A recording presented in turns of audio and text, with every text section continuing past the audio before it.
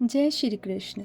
स्वागत है आपका हमारे चैनल गीता ज्ञान स्वामी श्री राम सुखदास जी के साथ पर। पिछली वीडियो में हमने प्रथम अध्याय का पहला श्लोक 2 भागों में पढ़ा और समझा। कृपया इस वीडियो को भी अंत तक ज़रूर देखें ताकि आप पूरे श्लोक का सही अर्थ समझ सकें। आज हम आगे बढ़ते हुए प्रथम अध्याय का दूसरा श्लोक पढ़ने जा रहे हैं, तो आइए इसे समझते हैं।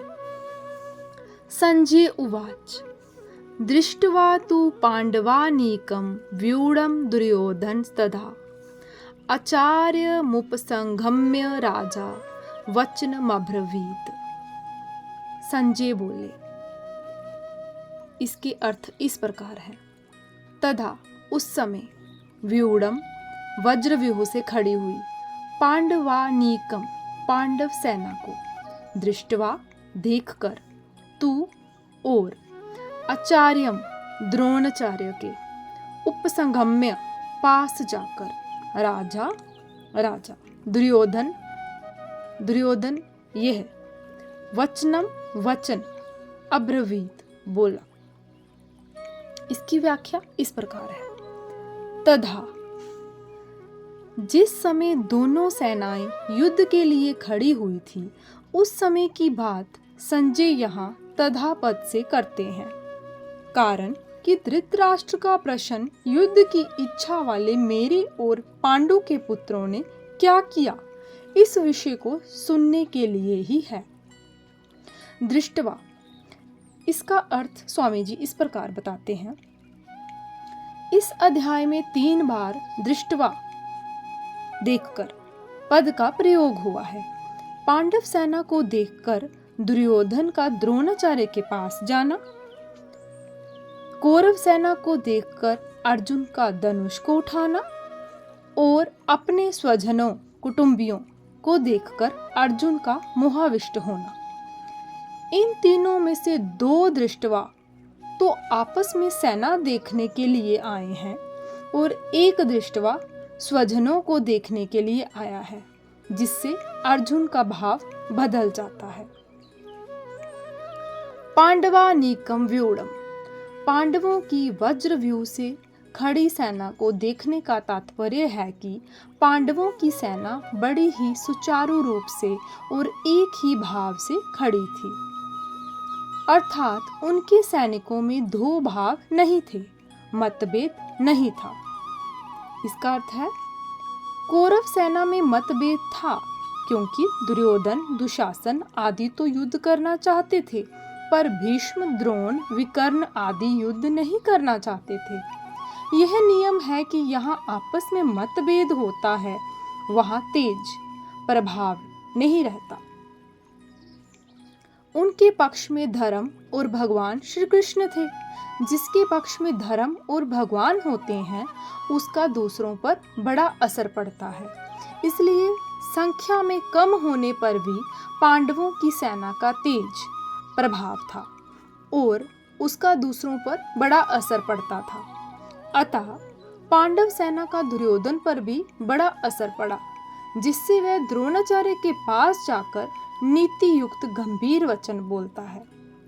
राजा दुर्योधन, अर्थात दुर्योधन को राजा कहने का तात्पर्य है कि धृतराष्ट्र का सबसे अधिक अपनापन मोह दुर्योधन में ही था।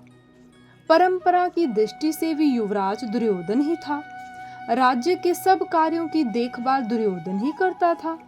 धृतराष्ट्र तो नाम मात्र के राजा थे, युद्ध होने में भी मुख्य हेतु दुर्योधन ही था। इन सभी कारणों से संजय ने दुर्योधन के लिए राजा शब्द का प्रयोग किया है। आचार्य मुपसंगम्य, अर्थात द्रोणाचार्य के पास जाने में मुख्यतः 3 कारण मालूम देते हैं। पहला, अपना स्वार्थ सिद्ध करने के लिए, अर्थात द्रोणाचार्य के भीतर पांडवों के प्रति द्वेष पैदा करके उनको अपने पक्ष में विशेषता से करने के लिए दुर्योधन द्रोणाचार्य के पास गया। दूसरा, व्यवहार में गुरु के नाते आदर देने के लिए भी द्रोणाचार्य के पास जाना उचित था। तीसरा, मुख्य व्यक्ति का सेना में यथास्थान खड़े रहना बहुत आवश्यक होता है, अन्यथा व्यवस्था बिगड़ जाती है। इसलिए दुर्योधन का द्रोणाचार्य के पास खुद जाना उचित ही था। यहाँ शंका हो सकती है कि दुर्योधन को तो पितामह भीष्म के पास जाना चाहिए था, जो कि सेनापति थे, पर दुर्योधन गुरु द्रोणाचार्य के पास ही क्यों गया? इसका समाधान ये है कि द्रोण और भीष्म दोनों उभय पक्षपाती थे, अर्थात वे कौरव और पांडव दोनों का ही पक्ष रखते थे। उन दोनों में भी द्रोणाचार्य को ज्यादा राजी करना था, क्योंकि द्रोणाचार्य के साथ दुर्योधन का गुरु के नाते तो स्नेह था, पर कुटुंब के नाते स्नेह नहीं था, और अर्जुन पर द्रोणाचार्य की विशेष कृपा थी। अतः उनको राजी करने के लिए दुर्योधन का उनके पास जाना ही उचित था। व्यवहार में भी यह देखा जाता है कि जिसके साथ स्नेह नहीं है, उससे अपना स्वार्थ सिद्ध करने के लिए मनुष्य उसको ज्यादा आदर देकर राजी करता है।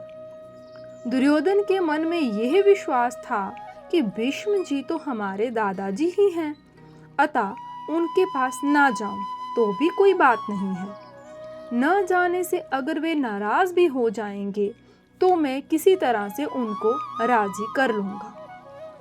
कारण कि पितामह भीष्म के साथ दुर्योधन का कौटुंबिक संबंध और स्नेह था ही, भीष्म का भी उसके साथ कौटुंबिक संबंध और स्नेह था। इसलिए भीष्म जी ने दुर्योधन को राजी करने के लिए जोर से शंख बजाया है।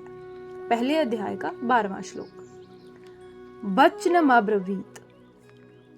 यहाँ अब्रवीत कहना ही पर्याप्त था, क्योंकि अब्रवीत क्रिया के अंतर्गत ही वचनम आ जाता है, अर्थात दुर्योधन बोलेगा तो वचन ही बोलेगा, इसलिए यहाँ वचनम शब्द की आवश्यकता नहीं थी।